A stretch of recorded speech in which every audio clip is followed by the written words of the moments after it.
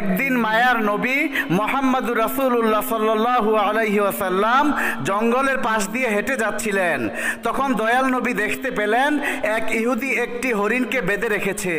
হরিণটি দয়াল নবী হযরত মুহাম্মদ সাল্লাল্লাহু আলাইহি সাল্লামকে দেখার পর সাথে সাথে বলে উঠল, ইয়া রাসূলুল্লাহ, ইয়া হাবিবাল্লাহ, আজ সকালে আমি আমার বাচ্চাদেরকে বাসায় রেখে খাবার অন্বেষণের জন্য বের হয়েছিলাম। আল্লাহর নবী গো, এমন সময় ইহুদি আমার সামনে আসে এবং আমাকে বন্দি করে ফেলে। সকাল থেকে এই পর্যন্ত সে আমাকে বন্দি করে রেখেছে। ইয়া রাসূলুল্লাহ, আমার দুধের বাচ্চা রয়েছে।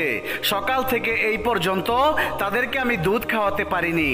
হয়তোবা তারা আমাকে না পেয়ে অনেক অস্থির হয়ে পড়েছে এবং তাদের গলা দুধ না খাওয়ার কারণে শুকিয়ে গিয়েছে।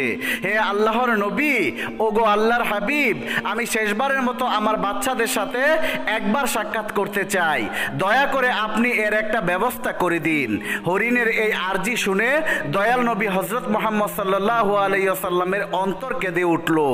তখন নবীজি ইহুদিকে বললেন, হে ইহুদি, তুমি কেন এই হরিণকে আটকে রেখেছো? তখন ইহুদি বলল, আমি হরিণকে শিকার করেছি, আর জঙ্গলের প্রাণী শিকার করা তো বৈধ, তাই আমি হরিণকে আটকে রেখেছি।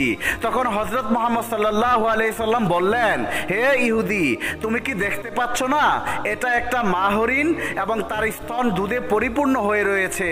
সে তার বাচ্চাদেরকে দুধ না খাওয়ার কারণে অনেক কষ্ট পাচ্ছে, তুমি তাকে ছেড়ে দাও। তখন ইহুদি বলল, আমি এত কষ্ট করে তাকে শিকার করেছি, আর তোমার কথা মতো আমি তাকে ছেড়ে দেব? তখন দয়াল নবী বিশ্ব নবী ওই ইহুদিকে বললেন, তুমি তাকে ছেড়ে দাও, সে শেষবারের মতো তার সন্তানদের সাথে দেখা করতে চায়।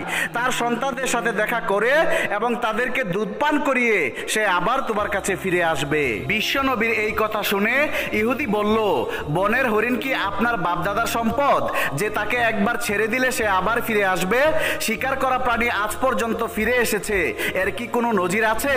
হযরত মুহাম্মদ সাল্লাল্লাহু আলাইহি সাল্লাম যখন দেখলেন ইহুদি কোনোভাবেই হরিণটিকে ছেড়ে দেওয়ার জন্য রাজি হচ্ছে না, তখন দয়াল নবী ইহুদিকে বললেন, হে ইহুদি, তুমি হরিণটিকে ছেড়ে দাও, তার বিনিময়ে তুমি আমাকে বেঁধে রাখো। হরিণ যদি না আসে তাহলে তুমি আমাকে সারা জীবন বেঁধে রাখবে। তখন ইহুদি বলল, তাহলে সেই কথাই রইল, আমি হরিণটিকে ছেড়ে দিচ্ছি, বিনিময়ে তোমাকে বেঁধে রাখছি। হরিণ যদি ফিরে না আসে তাহলে তোমাকে সারা জীবন মুক্তিদান করব না। অতঃপর ইহুদি হরিণটিকে ছেড়ে দিল এবং দয়াল নবী হযরত মুহাম্মদ সাল্লাল্লাহু আলাইহি ওয়াসাল্লামকে বেঁধে রাখলো। ছাড়া পেয়ে বনের হরিণ তাড়াহুড়ো করে বনের মধ্যে হারিয়ে গেল। তখন ইহুদি মনে মনে ভাবতে লাগলো, হরিণটি আর কোনোদিন ফিরে আসবে না, আর এই লোকটাকে আমি সারা জীবন বেঁধে রাখবো।